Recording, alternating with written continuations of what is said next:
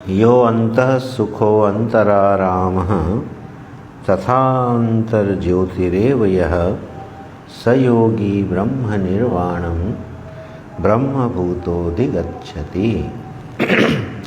भगवान एक दृश्य खींचते हैं। क्या दृश्य खींचते हैं? कहते हैं अगर कोई व्यक्ति अपने जीवन में काम क्रोधोद्भवम वेगम, जो इच्छाओं और क्रोध से उठने वाले वेग हैं, उन वेगों को जो सहन करने में समर्थ हो गया है, स युक्तः स सुखी नरः। तो ये भगवान का एक तरह से दावा है कि वही व्यक्ति सुखी है और वही व्यक्ति समाहित है जिसने अपने वेगों को संभाल लिया। यह हम लोगों के जीवन का एक सर्वानुभूत सत्य है, व्यावहारिक सत्य है कि जीवन में बहुत तरह के वेग आते हैं जो कि इमोशनल लेवल पे, भावनात्मक रूप पे प्रकट होते हैं। भगवान ने यहाँ दो प्रमुख वेगों का नाम लिया है, काम और क्रोध। बाकी समस्त वेगों को इसमें अंतर्भूत कर लेना चाहिए। जो हर्ष का वेग है, विषाद का वेग है ना। हमारे इमोशंस बिल्कुल जब एकदम फ्लेयर अप होते हैं, कोई घटना हमारे जीवन में घटती है, उसके परिणाम को लेके जो हमारा चित्त है, हमारा मन है, वो रिस्पॉन्ड करता है। वो जो उस पर रिएक्ट करता है ना, वो रिएक्शन का जो स्तर है, जो प्रतिक्रिया का स्तर है, वह व्यक्ति के नियंत्रण से बाहर होता है। जीवन में अधिकतर मौके ऐसे आते हैं जब हमारे मन में उठने वाले संवेगों का जो वेग है, जो उनकी ताकत है, वो हमारे नियंत्रण से बाहर होते हैं। तो हम उनके अधीन हो जाते हैं और उस वेग के अनुसार ही क्रिया कर बैठते हैं। भगवान ने काम क्रोध दो वेगों का नाम लिया। जीवन में जब क्रोध आता है तो प्रायः आदमी यही कहता है कि जब मुझे क्रोध आता है तो मुझे कुछ समझ में नहीं आता। तो जो यह बात वह कह रहा है, थोड़ी उसकी भगवान के वचनों के प्रकाश में मीमांसा करनी चाहिए कि जब हमारे जीवन में क्रोध उठता है तो हम ये भूल जाते हैं कि उसको अभिव्यक्ति कैसे देनी है, उसको रिस्पॉन्ड कैसे करना है, उसको रिएक्ट कैसे करना है। क्रोध आया और पशुवत उसकी अभिव्यक्ति कर दी तो यह मनुष्य जीवन की शोभा तो नहीं है। तो ऐसे जीवन में बहुत प्रकार के वेग आते हैं और वह वेग आप जानते हैं, जो व्यक्ति कई बार इस देह का विनाश तक कर लेता है, जिसको आत्महत्या बोलते हैं, सुसाइड कर लेता है, वो भी किसी वेग का परिणाम है। मन में एक ऐसा विषाद का वेग उठा, एक ऐसा क्षोभ की वृत्ति उठी और उसको हम संभाल नहीं पाए तो व्यक्ति तदनुसार कुछ भी क्रिया कर देता है। भगवान ने क्या कहा? यह सोढ़ुम शक्नोति, इसी शरीर में रहते हुए जीवन यावत जीवन पर्यंतम जो यह वेग हैं, मनुष्य जब इन वेगों को सहन कर लेता है, माने उनके अधीन होकर कार्य नहीं करता, विवेक के अनुसार अपने वेगों को अभिव्यक्ति का स्वरूप प्रदान करता है, चैनलाइज करता है ना। तो सयुक्तः स सुखी नरः, अर्जुन वही समाहित है और वही सुखी है। आपने एक बात ध्यान दी होगी, युक्तः भगवान ने यहाँ किसको कहा है? युक्तः माने समाहित। समाहित उसको नहीं कहा है जो समाधिस्थ है, उसको समाहित नहीं कह रहे हैं। समाहित उसको कह रहे हैं जो अपने वेगों को सहन करने में समर्थ है और तदनुसारी क्रिया करने में जो विवेक के अनुसार क्रिया करने में समर्थ है वो समाहित है। न केवल समाहित है, स सुखी न रहा। भगवान कहते हैं वही सुखी है व्यक्ति। तो विषय का भोगी सुखी नहीं कह रहे हैं भगवान, अभिलाषाओं की पूर्ति सुख सुखी होने का साधन भगवान नहीं बता रहे। कह रहे हैं जो अपने इन वृत्तियों को हैंडल करना जानता है, जो अपने मन को जरा हैंडल करना जानता है, वह सुखी है। इस पर हम लोगों ने पूर्व के सत्संग में विस्तार से विचार किया था। अब आगे भगवान वो दृश्य दिखाते हैं कि जब व्यक्ति एक साधक अपने इन अंतर वेगों को सहन करने में, उनको चैनलाइज करने में समर्थ हो जाता है, तो उसकी जो अंतर यात्रा है, जो आध्यात्मिक यात्रा है, वह बड़ी तीव्र गति से मानो आगे बढ़ जाती है। जो उसकी आत्मा अनुसंधान की खोज है, जो आत्माभिलाषी है, ईश्वर के स्वरूप को जानना चाहता है, अपनी आत्मा के स्वरूप को जानना चाहता है, मानो उसको एक द्वार मिल गया, एक रास्ता मिल गया। अब वो तैयार है, क्योंकि उसने व्यावहारिक जीवन को कैसे जीना है ये सीख लिया, कैसे हैंडल करना है ये सीख लिया, और व्यवहार के विक्षेपों से अपने आप को अलग हटाना सीख लिया। जब हम और आप ध्यान करने बैठते हैं तो सभी का अनुभव होगा कि प्रायः तो साधकों को आधा घंटा, 20 मिनट, 25 मिनट लग जाता है अपने विक्षेपों को हटाने में, मन के तात्कालिक संस्कारों को हटाने में, विक्षेपों को हटाने में, गुणों के प्रभाव को कम करने में ही काफ़ी समय निकल जाता है। और फिर एक भूमिका बनती है ध्यान की, और फिर वो अंतरंगता प्राप्त करता है और ध्यान की सोपान सीढ़ियाँ चढ़ता चला जाता है। भगवान ने एक रास्ता बता दिया समाहित होने का। बोले अगर हम अपने वेगों को जरा हैंडल करने में समर्थ हैं तो अर्जुन तुम समाहित हो गए हो, और तुम जब अपनी अंतर यात्रा के पथ पर आगे बढ़ोगे तो तुम कैसे हो जाओगे। भगवान एक लुभावनी सी पिक्चर दे रहे हैं। ऐसा जो अंतर्मुखी व्यक्तित्व है, जो अंतर यात्रा पे निकल गया है, जो ध्यानस्थ होने लगा है, वो हो कैसा जाता है, तो यो अंतः सुखो अंतरारामः तथा अंतर ज्योतिरेव यः। बोले अर्जुन अब वो अंतः सुख वाला हो गया। अंतः सुख, अंतरारामः और अंतः ज्योति, 3 बातें भगवान ने ली। बोले अब वो जो सुख है ना जीवन का, वो उसके पास ही उपलब्ध है। अब वो उसको खोजने कहीं अपने से दूर अब नहीं खोज रहा है।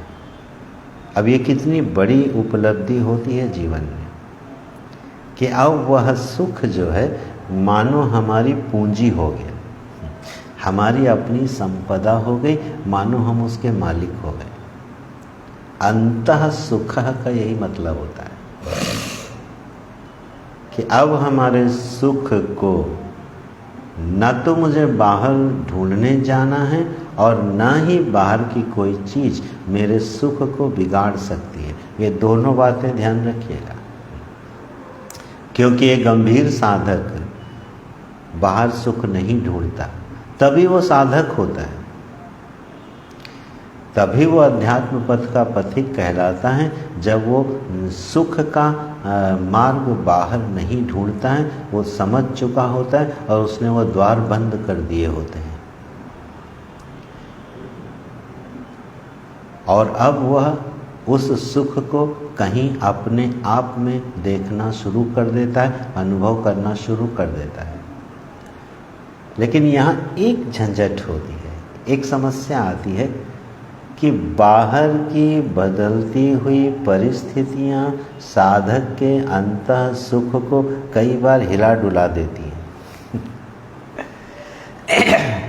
बाहर कई बार शरीर ने, कई बार हमारे मन ने, कई बार बाहर की परिस्थितियों ने, जिन्हें हमने चाहा नहीं है, मेरी कोई कामना नहीं है, लेकिन इस देह के साथ रहते हुए जो व्यवहारिक जगत है, जो व्यावहारिक प्रतीति है, जो व्यवहार है, वो तो साधक को करना ही होता है। ज्ञानी भी करता है, साधक भी करता है। उसे बाहर कुछ नहीं चाहिए, ये जीवन का सत्य उसका सध गया है। लेकिन बाहर की परिस्थितियां उसको हिला के रख देती हैं। भगवान कहते नहीं, अगर पूर्व में जो भगवान के वचन है उसको ठीक से समझा गया है तो बाहर की परिस्थिति हमारे सुख को हिलाएगी नहीं। और अगर हिलाती है तो अभी थोड़े भगवान की बताई हुई तरीके से शायद हमने ध्यान नहीं किया। अब आज ये विषय उठ गया और मेरे मन में हमारे एक खास व्यक्ति हैं, उनका चित्र मेरे मन में आ रहा है। शायद वो समझ भी रहे होंगे। बहुत अच्छे साधक होने पर भी जब हमारा सुख बाहर से बिगड़ जाए तो कहीं ना कहीं तो गलती हो रही है। और वो गलती ये है कि हमने ध्यानाभ्यास खूब किया होगा, लेकिन अब हमारा सुख ध्यान के अभ्यास पर टिक गया। शायद हम बात को कह पा रहे हैं। ध्यान से जनित जो सुख मिलता है वो बिल्कुल ठीक है, लेकिन ध्यान जनित सुख में कहीं हमारी आसक्ति तो नहीं हो गई है। कहीं हमारा सुख अब उसी ध्यान के आश्रित तो नहीं हो गया, उसी ध्यान की गुलामी में तो नहीं रह गया।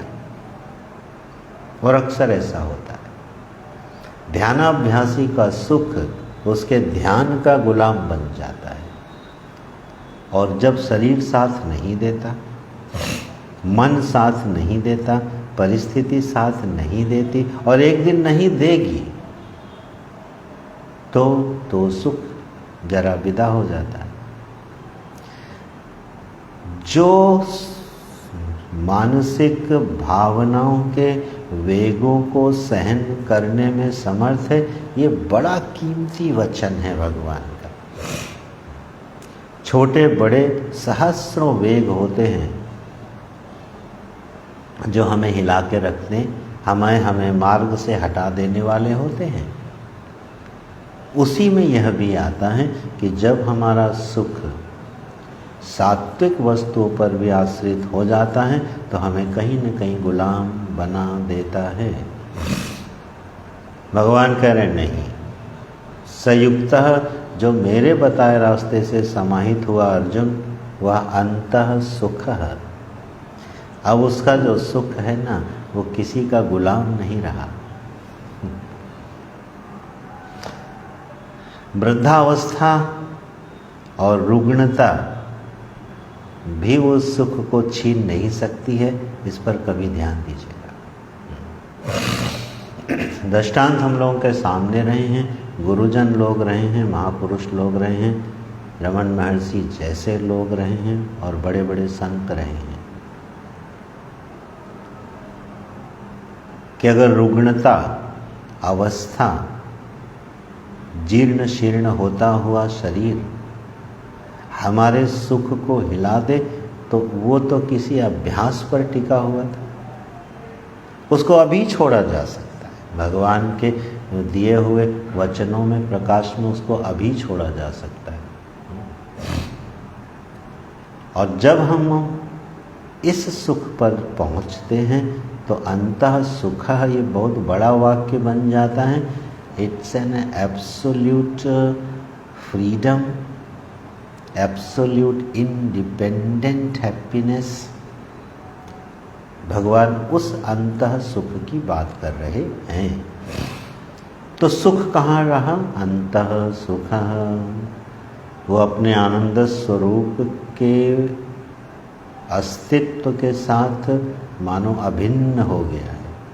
अभिन्न तो है ही है, अभिन्न हो गया तो आनंद की ही अभिव्यक्ति उसके द्वार से होती है। और अंतरा राम, उसको आराम कहाँ मिलता है, उसको विश्राम कहाँ मिलता है? बोले उसको विश्राम भी अपने साथ रहने में मिलता है। He is very comfortable with himself. आराम व्यक्ति को कहाँ मिलता है? आपने ध्यान दिया होगा कि व्यक्ति को बहुत बार अगर कहीं बाहर आराम मिलता है तो बाहर आराम किसी सुंदर उपवन, बगीचे और बड़े सुंदर से स्थान पर आराम नहीं मिलता। व्यक्ति को अगर अपने से भिन्न कहीं आराम मिलता भी है तो वो उसको किसी प्रिय के साथ मिलता है, जो उसका बहुत प्रिय है, जो उसका सुहृद है, जो उसका हितैषी है, जिसको वो बिल्कुल अपना मानता है। कई बार उसके साथ ही फील्स वेरी कंफर्टेबल, उसको बड़ा आराम मिलता है। बाकी आराम किसी वस्तु और विषय में तो नहीं है, ये तो निकाल के फेंक देना चाहिए। किसी परिस्थिति में आराम नहीं है, ठीक है। बृहदारण्यक उपनिषद की एक श्रुति है, वो कहती है लोग जो हैं इस जगत में तो आराम ढूंढते हैं। आराम माने वैसे बगीचा होता है संस्कृत में। ये जो आराम है, ये जो जगत है, ये आराम स्थली है मानो। तो इसमें तो सब क्रीड़ा करते हैं, लेकिन इसको बनाने वाले को कोई नहीं खोजता। एक सुंदर सा उपवन है, अति सुंदर उपवन है, उसमें जाके लोग विश्राम करते हैं, उसकी सुंदरता से मुग्ध होते हैं, उसके पुष्पों का सेवन करते हैं, बहते हुए झरनों को देखते हैं, चिड़ियों की आवाज़ें सुनते हैं, रिलैक्स होते हैं। लेकिन वो उपवन आया कहाँ से, वो बनाया किसने, वो कोई नहीं खोजता।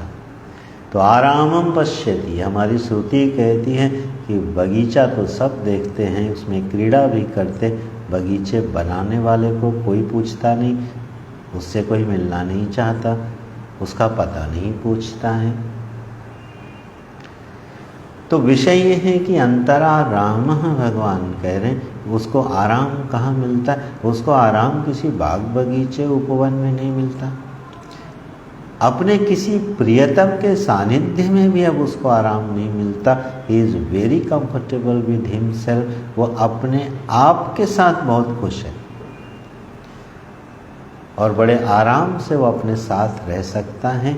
तो जो उसकी विश्राम स्थली है वो क्या हो गई? आत्मा। तो अंतः सुख, सुख का आधार क्या हुआ? मैं स्वयं। हमारे विश्राम का आधार क्या हुआ? मैं स्वयं, आराम। और अंतर ज्योति एवं यह, जो अंदर ज्ञान का प्रकाश है, जो अंदर ज्ञान की दिव्य ज्योति है, क्योंकि आत्मा ही वह ज्ञान स्वरूप ज्योति है, बाकी तो अंधकार है। अंतर्दीप जो है, अंतर्ज्ञान जो है, वो आत्मा का ही नाम है, अपने स्वरूप का ही नाम है। तो मनुष्य को, ऐसे साधक को अब अपने से भिन्न कुछ जानने की भी इच्छा नहीं रहती है। ये अर्थ है अंतः ज्योति का।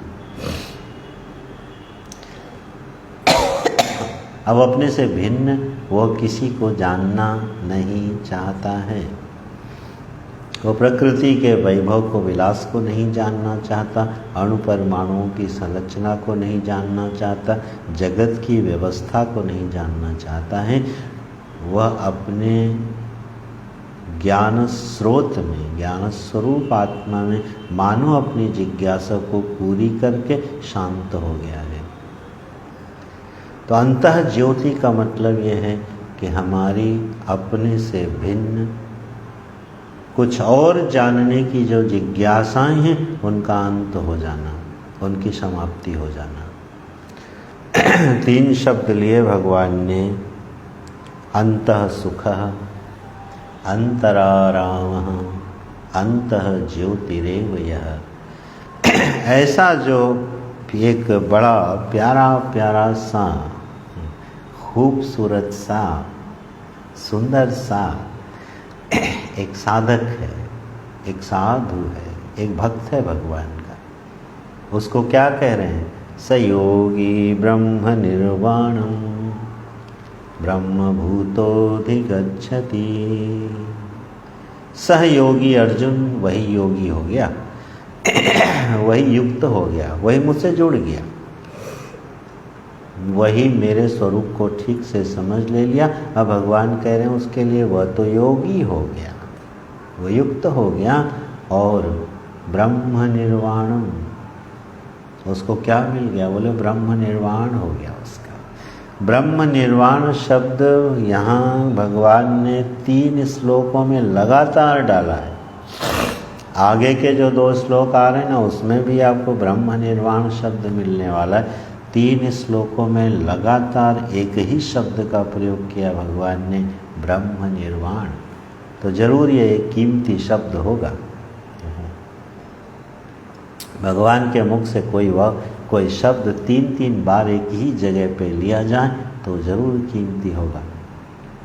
बोले सहयोगी ब्रह्म निर्वाणम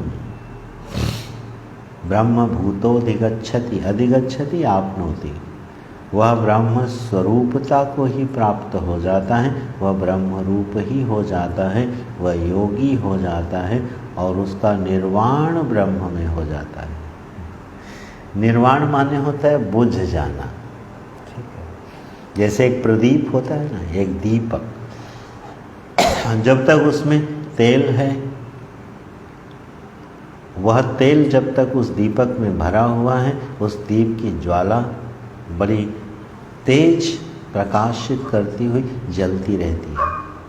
और धीरे धीरे धीरे धीरे धीरे वो तेल शांत होता खत्म होता जाता है। और जैसे जैसे तेल समाप्त होता जाता है, वह ज्वाला मंद पड़ती जाती है, धीमी होती जाती है और धीमे होते होते बुझ जाती है, ठीक है। तो भगवान ने ये शब्द कैसा प्यारा सा बनाया, ब्रह्म निर्वाण।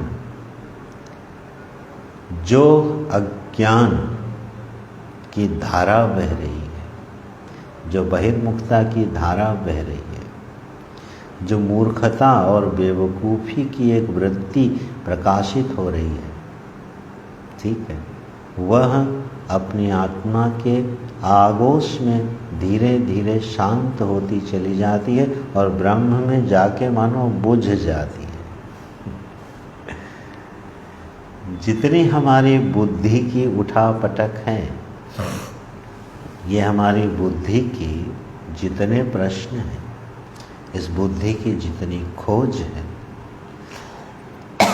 ये जहाँ जहाँ हाथ पैर पटक रही है, ये धीरे धीरे क्या होती हैं? जैसे जैसे आत्मोन्मुखी होती जाती है, ये शांत होती जाती हैं और अंततो गत्वा अपने आत्मस्वरूप ब्रह्म में, ब्रह्मस्वरूप आत्मा में निर्वाण को प्राप्त कर जाती है, बुझ जाती है, शांत हो जाती है। भगवान किसको शांत करा रहे हैं?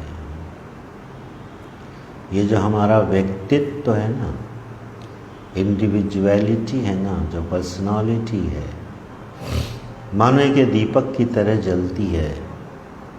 अहम अस्मि, अहम अस्मि, अहम अस्मि, यह जो वृत्ति की धारा है, मैं हूँ, मैं हूँ, ये जो अपने अस्तित्व का एक निरंतर बोध है, ये मानो एक दीपक की तरह प्रज्वलित होता है। और यही अहम अस्मि का बोध अपने अखंड अनंत अद्वय आत्मा में विसर्जित हो जाता है और अस्ति मात्रम एवं सत्ता मात्रम एवं अवशिष्ट रहता है। ये है ब्रह्म निर्वाण। हमारे पूज्य स्वामी शरणानंद जी बोलते थे, अस्मि अस्मि का जो भाव है उसको अस्ति अस्ति में बदल जाने दो। मैं हूँ, ये परिच्छिन्नता है, ये लिमिट है, ये सीमांकन है अनंतात्मा का। अहमस्मि नहीं, अस्ति अस्ति, अस्तित्व है। उस अस्तित्व में कितने अहम अस्मि मिथ्या दीपकों की तरह प्रकाशित हो रहे, अनंत। अहम अस्मि के रूप में अनंत स्थावर जंगम प्राणियों की अभिव्यक्ति हो रही है, और सबके पास एक वृत्ति है, अहम अस्मि अहम अस्मि अहम अस्मि। तो अस्मि भाव हट के चला जाए अस्ति भाव, सह अस्ति, और सह भी नहीं, अस्ति अस्ति अस्ति। एक एग्जिस्टेंस है, एक सत्ता है। वो मैं हूं ये कहने की जरूरत नहीं है। अस्मि भाव के विदा होते ही जो अस्ति मात्र अवशिष्ट रहता है, उसको यह कहने की जरूरत नहीं है कि सह ब्रह्म अस्ति, सह परमात्मा अस्ति, या अहम ब्रह्मास्मि, तत्त्वमसि। ये उसको फिर कहने की जरूरत नहीं पड़ती है। यावत् पर्यंत बुद्धि वर्तते, जब तक हमारी बुद्धि का व्यापार अवशिष्ट रहता है, वह इस खोज में लगती है और अपने आप को संतुष्ट करती रहती है। और यही साधन है। बुद्धि के पास और कोई विकल्प नहीं है, साधन भी यही है। लेकिन यह साधन जब अपनी पराकाष्ठा पर पहुंचता है, तो जो अस्मि है वो अस्ति में निर्वाण को प्राप्त हो जाता है। अस्मि का अस्ति में निर्वाण हो जाना ब्रह्म निर्वाण कहलाता है। भगवान का दिया हुआ शब्द है, बड़ा गहरा अर्थ होना ही चाहिए इसका। तो कहते हैं सयोगी ब्रह्म निर्वाणम, वह अपने अस्तित्व मात्र में विसर्जित होके मानो चुप हो जाता है। ब्रह्म निर्वाणम ब्रह्म भूतोधिगच्छति, ब्रह्म स्वरूप भाव, ब्रह्म भाव को प्राप्त कर लेता है, ब्रह्म रूप हो जाता है। और फिर बोलते लभन्ते ब्रह्म निर्वाणम ऋषयः क्षीणकल्मषाः। सुंदर। लभन्ते ब्रह्म निर्वाणम ऋषयः क्षीणकल्मषाः। अर्जुन, क्षीणकल्मषाः ऋषयः ब्रह्म निर्वाणम लभन्ते। यह ब्रह्म निर्वाण किसको मिलता है, किसको इसका लाभ होता है, किसको इसकी प्राप्ति होती है? बोले ऋषयः क्षीणकल्मषाः छिन्नद्वैधाः यतात्मानः सर्वभूतहिते रताः। इतनी सारी बातें भगवान छोटे छोटे से अपने वचन में रख देते हैं। ऋषयः लभन्ते, बोले कौन प्राप्त करता है? बोले जो ऋषि होता है। ऋषि कौन होता है? जो अपने अनुभवों का परीक्षण करने में कुशल होता, उसको ऋषि बोलते हैं। मंत्र दृष्टारः ऋषयः, ऐसी परिभाषा है ना। जो दृष्टा होता है, किस चीज का दृष्टा होता है? अनुभवों की एक लंबी सतत सनातन राशि का मानो वो परीक्षक होता है। और वह परीक्षा करते करते उसकी बुद्धि को अपने अंतिम लक्ष्य की परीक्षा करने का अवसर आ जाता है, और वहीं पर उसको ब्रह्म निर्वाण की प्राप्ति होती है। तो ऋषयः लभन्ते। जो जीवन हम जी रहे हैं और इसमें जो हमको अनुभव प्राप्त हो रहे हैं, व्यावहारिक और आध्यात्मिक दोनों, उनकी परीक्षा करनी चाहिए, परीक्षण करते रहना चाहिए।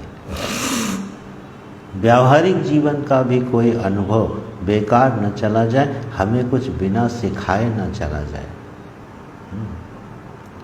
जीवन के संयोग और वियोग हमें वैराग्य की शिक्षा देके जाएं।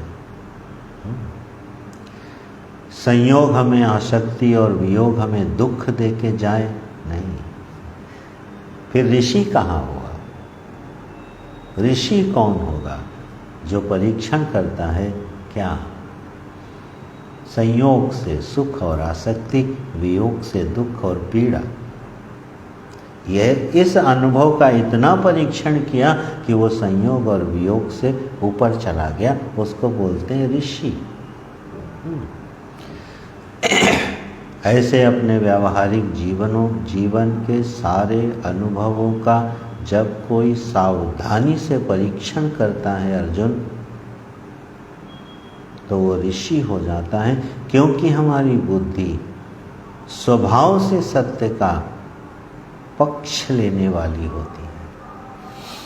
बुद्धि कभी असत का पक्ष नहीं ले सकती है, बुद्धि का स्वभाव नहीं है। इसलिए जब परीक्षण सुंदर होता है तो बुद्धि सत्य की ओर उन्मुख हो जाती है। ऐसा ऋषि ऋषया लभन्ते ब्रह्म निर्वाणम और क्षीण कल्मषाः। अब थोड़े हल्की बात बोल रहे भगवान, थोड़े हल्के से सूत्र दे रहे हैं। क्षीण कल्मषाः कि तुम्हारा जो कल्मश है, जो तो तुम्हारे पाप हैं अर्जुन, वो थोड़े कम हो गए। साधक के जब कालुष्य अंतःकरण के कम होते हैं, तब वो ब्रह्म निर्वाण की ओर बढ़ता है।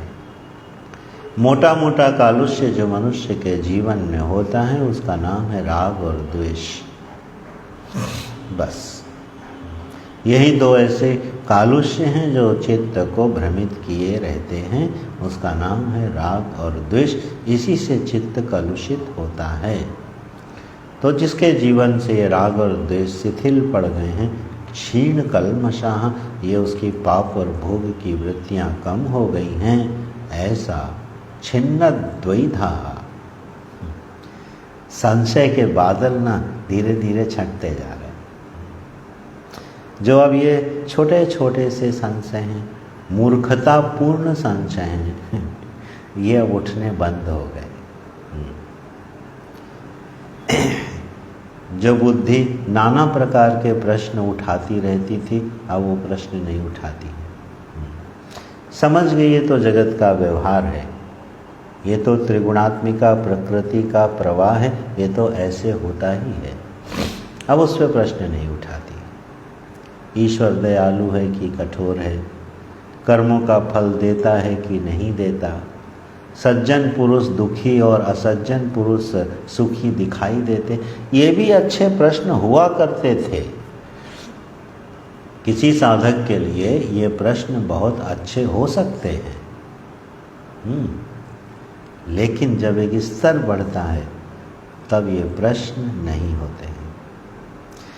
ईश्वर करुणावान है कि नहीं है, सृष्टि कैसी है, अब ये प्रश्न नहीं रहते हैं। अब तो वो सिर्फ ये देखता है कि बुद्धि सारे प्रश्नों का तिरस्कार करके जब शांत होती है तो अनुभव क्या होता है।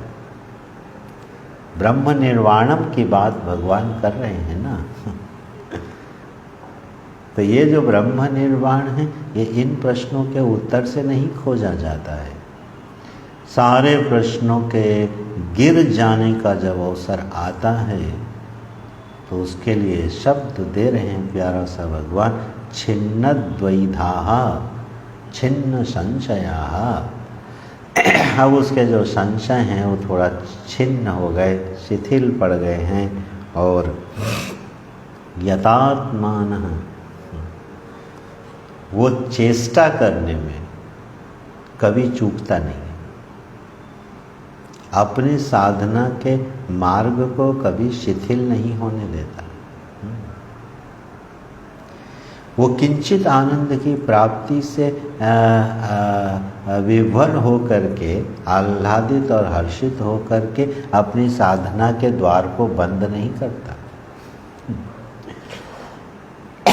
और अक्सर ऐसा होने लगता है कि जब थोड़ा सुख जीवन में उतरने लगता है तो साधना शिथिल पड़ जाती है ना। इसलिए भगवान बड़ी सावधानी से बोल रहे हैं, यतात्मानः, वह सदा चेष्टाशील रहता है, अपनी साधना को शिथिल नहीं होने देता, बदलती हुई परिस्थितियों के दबाव में दबने नहीं देता। त्रिगुणात्मिका परिस्थिति जो स्वभाव है उसके प्रभाव से व्याकुल हो करके वो साधना की तीव्रता को कम नहीं होने देता, अपनी चेष्टा बनाए रखता है हर परिस्थिति में। और ये बड़ी मज़ेदार बात है कि ब्रह्म विचार की जो साधना है ये सतत होती है। ये व्यवस्था निरपेक्ष साधना है और सतत चलती है। कंटिन्यूअस अवेयरनेस है ना, ये तो एक सतत परीक्षण की प्रक्रिया है ना। ये किसी व्यवस्था के अधीन नहीं हुआ करती है। इसलिए यतात्मानः, वह लगातार चेष्टा करता रहता है। और ये बड़ा सुंदर बोला है, सर्वभूत हिते रताः। ये भगवान ने 2 बार गीता जी में बोला है। ये प्राप्नुवन्ति मामेव सर्वभूत हिते रताः, और यहाँ भी बोलते हैं सर्वभूत हिते रताः, सारे प्राणियों के हित में लगा रहता है। इसकी पहले भी व्याख्या हुई होगी, नहीं तो आगे भी होगी। सारे प्राणियों के हित में लगा रहता है का तात्पर्य क्या है? अंतर्मुखी व्यक्ति, अपने ध्यान और साधना में लगा हुआ व्यक्ति ये सभी का हित करने कहाँ से जाएगा? रोटरी क्लब ज्वाइन करेगा कि एनजीओ ज्वाइन करेगा कि रोटी कंबल बांटने जाएगा? वो हित का साधन क्या करेगा? वो निवृत्त व्यक्ति कैसे हित का साधन करता है? लेकिन ये मांग भगवान की है, सर्वभूत हिते रताः। इसका तात्पर्य है समस्त प्राणियों का कल्याण चाहने वाला। थोड़ा ध्यान दीजिएगा इस पर। समस्त प्राणियों का कल्याण चाहने वाला, उनका सुख चाहने वाला,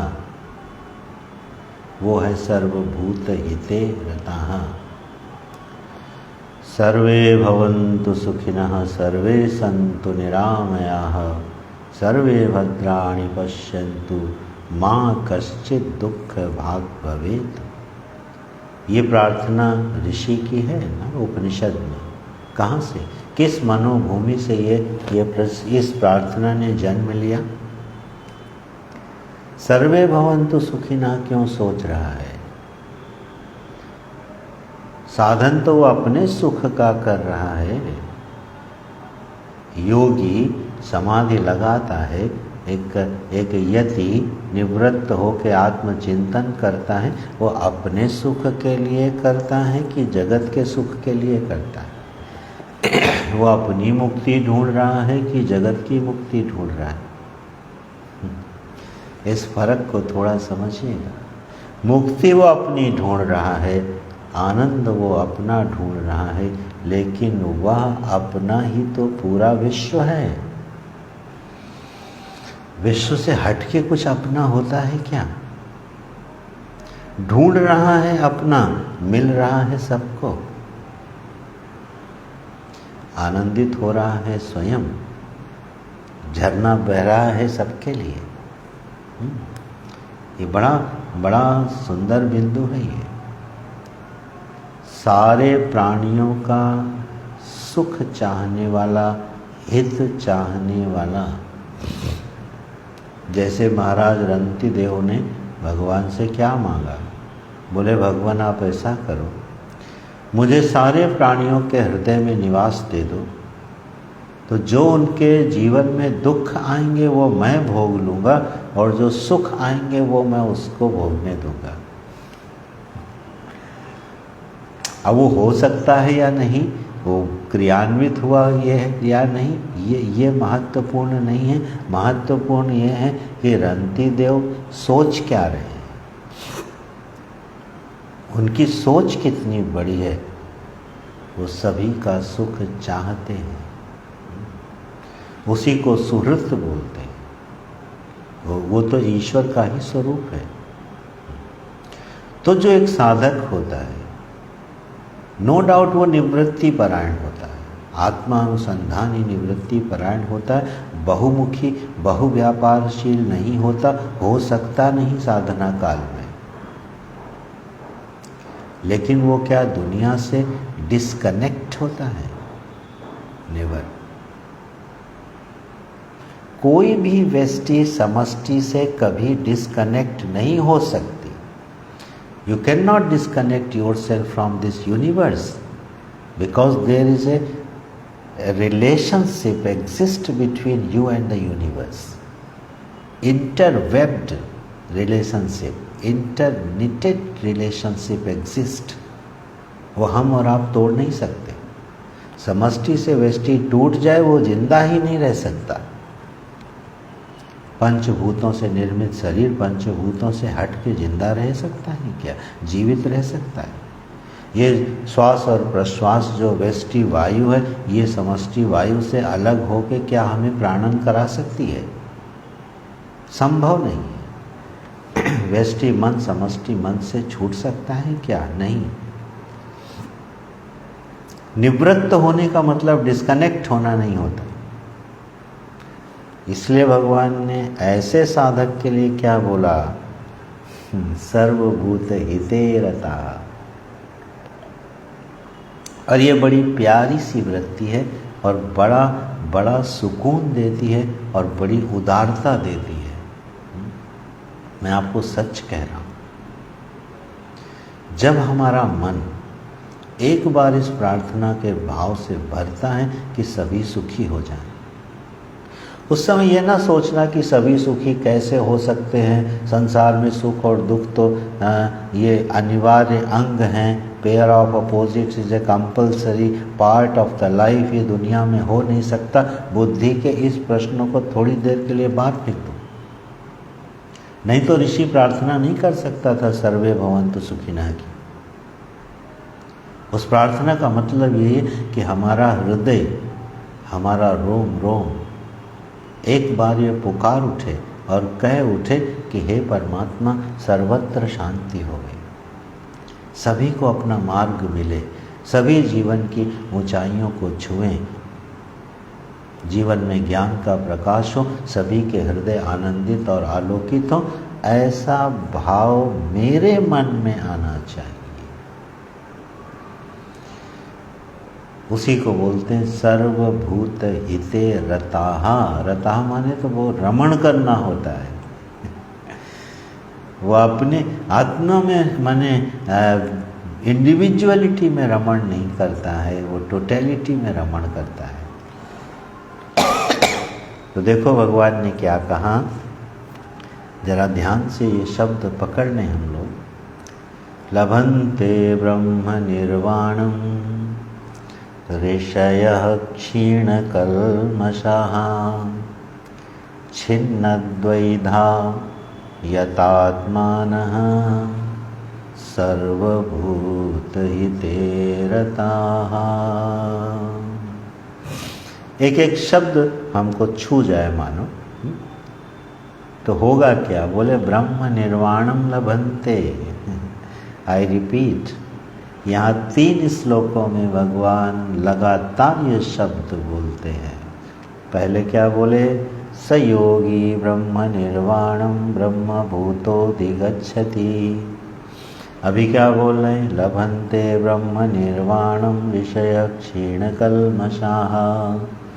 और जरा आगे देखिए, काम क्रोध वियुक्तानां यतीनां यत चेतसाम् अभितो ब्रह्म निर्वाणं वर्तते विदितात्मनाम्। अभितो ब्रह्म निर्वाणं वर्तते विदितात्मनाम्। इस श्लोक को 25वें और 26वें श्लोक को मिला लेना चाहिए। दोनों मिला के मानो एक श्लोक बन जाएंगे। काम क्रोध वियुक्तानां यतीनां यत चेतसां। ये सब क्या है? ये सब ब्रह्म निर्वाणम के तरीके हैं जो ऋषय से भगवान ने शुरू किए थे। कहते हैं काम क्रोध वियुक्तानां। बोले ऐसा जो साधक होता है ना, उसको काम और क्रोध से वियुक्त हो गया। It is a wonder. काम और क्रोध मानो उसको छोड़ के चले गए। है ना वंडरफुल बात? ऐसे अंतर्मुखी, अंतराराम, अंतः ज्योति, अंतः सुख में रहने वाला जो साधक है, उसको काम और क्रोध बोले छोड़ के चले गए। बोले अब यहाँ हमारा काम नहीं है। वो काम और क्रोध भी उससे पूछ के आते हैं, लेट मी अलाउ सर। भगवान जब क्रोध करते हैं ना तो बोलते हैं अच्छा लगता है मुझे अब तुम्हारे ऊपर क्रोध करना पड़ेगा और मैं क्रोध का आवाहन करता हूँ। भगवान क्रोध का आवाहन करके क्रोध करते हुए लीला करते हैं। जब महोदधि के ऊपर रामेश्वरम में समुद्र के ऊपर क्रोध किया, बोले 3 दिन बीत गए, अब मुझे इसके ऊपर क्रोध करना पड़ेगा। तो आवाहन करके क्रोध करते हैं मानो। अब है ना एक वंडरफुल चीज। हमें क्रोध आता है, हमें काम इच्छाओं का वेग आता है और कोई उसको बुलाता है जरूरत पड़ने पर। Great difference. और ऐसा हमने संतों के जीवन में देखा, अपने गुरुओं के जीवन में देखा, अपने गुरुजनों के जीवन में देखा कि क्रोध बुलाया जाता था और काम पूरा करके छोड़ दिया जाता था। चलो मिस्टर क्रोध, तुम्हारा काम पूरा हुआ, अब तुम किनारे बैठो। क्षण मात्र नहीं लगता था, क्रोध जनित सारे लक्षण गायब और फिर से वही मधुर मुस्कान, सत्संग और बातचीत, जैसे कि क्रोध आया ही नहीं था। हम लोगों के जीवन में जो क्रोध आता है वो आने से पहले अपना प्रभाव दिखाता है और जाने के बाद आधा घंटा अपसेट किए रहता है और हो सकता है पूरे दिन अपसेट किए रहे। नहीं, ये साधक कितना विचित्र है, या कहो कितना अद्भुत है, या कितना प्यारा है कि काम क्रोध वियुक्तानां। बोले अब काम और क्रोध से वियुक्त हो गया है, ये दूर चले गए हैं उसको। यतीनां यत चेतसां। ऐसा जो यति है, यत चेतसां, जो निरंतर प्रयत्नशील है। आपने ध्यान दिया, भगवान जो यत्न है ना, जो हमारा प्रयास है, उसको इग्नोर नहीं कर रहे। प्रयास छूट जाता है, प्रयास छोड़ा नहीं जाता। यहाँ गलती होती है साधकों से। बोले मोक्ष भी अविद्याजन्य है और मुझे मुक्ति नहीं चाहिए, ये भाव भी मुझे छोड़ना होगा तब मैं मुक्त होऊंगा। नहीं, मुझे मुक्ति नहीं चाहिए, मैं मुक्ति की इच्छा छोड़ रहा हूँ, ऐसा छोड़ने का भाव रख के ये नहीं छोड़ा जाता है। यहाँ पर सब चीज़ें ना थोड़ी गोल गोल हो जाती हैं, ट्रिकी हो जाती हैं। जब आप ये वाक्य सुनते होंगे कि शांति की इच्छा ही अशांति को जन्म देती है, ये बात सैद्धांतिक रूप से बिल्कुल सत्य है। लेकिन क्या आप शांति की इच्छा बिना पूरी किए छोड़ सकते हो? विचार करके देखिएगा। मोक्ष और शांति की इच्छा बिना पूरी हुए कोई साधक छोड़ नहीं सकता है, क्योंकि ये छोड़ी नहीं जाती हैं, ये छूटती जाती हैं। आत्मानंद के आवेश में, ज्ञान के प्रकाश में ये छूटती चली जाती हैं चीज़ें। ये कर्ता बन के, प्रयास करने वाला बन के छोड़ी नहीं जाती हैं। इसलिए भगवान यहाँ ब्रह्म निर्वाण की बात करते हुए भी यतीनाम यत चेतसाम बोले, जो यत्न करने वाला है, चेष्टाशील है, यत चेतसाम, तो अभी तो ब्रह्म निर्वाणम वर्तते। बोले उसके लिए चारों ओर ब्रह्म निर्वाण ही ब्रह्म निर्वाण है। बड़ा मजेदार है। अब लभंते नहीं बोल रहे, बोले अभी तो ब्रह्म निर्वाण। अभी तो माने होता है चारों ओर, ऑल अराउंड। बोले ऑल अराउंड क्या है? बोले ब्रह्म निर्वाणम। अभी तो ब्रह्म निर्वाणम केशाम विदितात्मनाम यतीनाम यतचेतसाम काम क्रोध वियुक्तानाम किम अभितः ब्रह्म निर्वाणम। बोले अब उसके चारों ओर ब्रह्म निर्वाण ही ब्रह्म निर्वाण है। तो माने क्या फैला पड़ा है चारों तरफ? अरे सर्वत्र शांति है। अब सिवा शांति के कुछ बचा ही नहीं, सिवाय आनंद के कुछ बचा ही नहीं। क्या क्या बात करते हैं भगवान। ब्रह्म निर्वाण को बिखेर दिया चारों तरफ। अंतर्मुक्ता बहिर्मुक्ता का भेद खत्म हो गया, व्यष्टि समष्टि का भेद मिट गया, जीवन मृत्यु का भेद मिट गया, आने जाने की भ्रांति मिट गई। मैं जी रहा हूँ और मैं मरूंगा, ये भाव खत्म हो गया। मैं अज्ञानी हूँ और मुझे ज्ञानी होना है, ये भाव टूट गया। मैं अशांत हूँ, मुझे गहन शांति में प्रवेश करना है, ये भाव खत्म हो गया, टूट गया। योग रतो वा भोग रतो, संग रतो वा संग विहीन, यस्य ब्रह्मणि रमते चित्तम नंदति नंदति नंदत्येव। ये अभिव्यक्तियां हैं। बुद्धि के सारे उलझाव खत्म हो गए, कुछ अंदर नहीं बचा और कुछ बाहर नहीं बचा। ये अंदर बाहर की दीवार टूट गई। आकाश के बीच में हमने एक दीवार खड़ी कर दी और हमने कहा ये कमरा है, इस कमरे का आकाश और इस कमरे के बाहर का आकाश और अंदर का आकाश ऐसा, बाहर का आकाश वैसा। ये भ्रांति खत्म हो गई, वो दीवार टूट गई। जब कमरे की दीवार टूटी तो कमरे के अंदर का आकाश और बाहर का आकाश, कौन सा अंदर था और कौन सा बाहर था? कौन सा आकाश आप कहोगे भीतर था और कौन सा आकाश बाहर था? महोदधि में उठने वाली हर तरंगों में कौन सी तरंग छोटी है और कौन सी तरंग बड़ी है? अगर सब जल रूप है तो फूटा घट जल जल ही समाना। एक घड़ा पानी में पड़ा हुआ है और वो पानी में ही डूब गया और डूबे डूबे ही टूट गया। तो घड़े के अंदर का जल और सरोवर का जल, अब कोई कहेगा कि घड़े के अंदर का जल सरोवर में जाके मिल गया?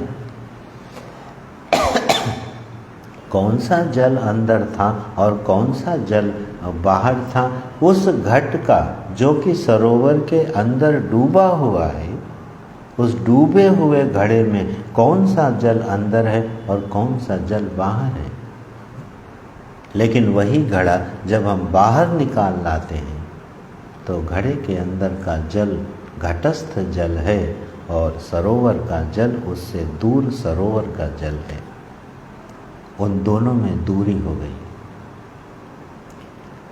इसी तरह से जब हम अपने आप से, अपने अनंत आत्मा के भाव से, स्वभाव से अपने आप को थोड़ा अलग रख देते हैं, and I become a person, मैं एक व्यक्ति हो जाता हूँ, मैं एक नाम रूपधारी अस्तित्व हो जाता हूँ, और उसी को मैं इतना सच्चा मानता हूँ, तो वो भेद खड़ा हो गया। और फिर अभी तो ब्रह्म निर्वाण नहीं हो सकता, इम्पॉसिबल। अभी तो ब्रह्म निर्वाण फिर नहीं हो सकता जहाँ भेद है, जहाँ दूरी है। तो जब हम अपने आप से हटे, मामला बिगड़ा। तो आत्मानंद में, आत्म शांति में, आत्म प्रभा में, आत्म ज्योति में जब कोई रमण करता है तो उसकी बुद्धि विगलित हो करके वहीं डूब जाती है। तो अब विदित आत्मनाम अभितो ब्रह्म निर्वाणम, जो अपनी आत्मा के इस स्वरूप को जानता है उसके लिए सर्वत्र शांति है, सर्वत्र प्रशांति है।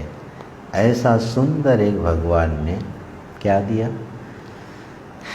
एक प्यारा सा चित्र खींचा, हमारा और आपका। ये हमारा और आपका सबसे खूबसूरत चेहरा है, most beautiful introduction of my self, जो यहाँ भगवान ने दिया।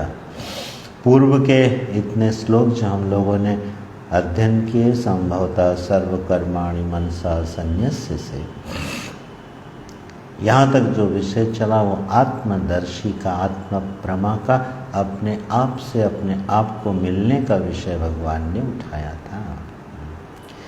फिर अध्याय की परिसमाप्ति करेंगे, योग का, ध्यान का एक सूत्र डाल देंगे, और फिर अभ्यास की बात करेंगे अगले अध्यायों में।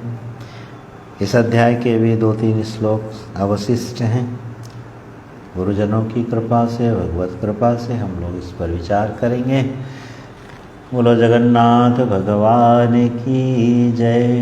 हमारे प्रिय प्यारे प्रभु जगन्नाथ धाम में आज प्रवेश करने का मौका मिला, और उस रात्रि को दर्शन लाभ भी होगा। आप सभी को बहुत बहुत प्रणाम। ओम तत्सत। हरि ओम। प्रणाम स्वामी जी। हरि ओम। हरि ओम।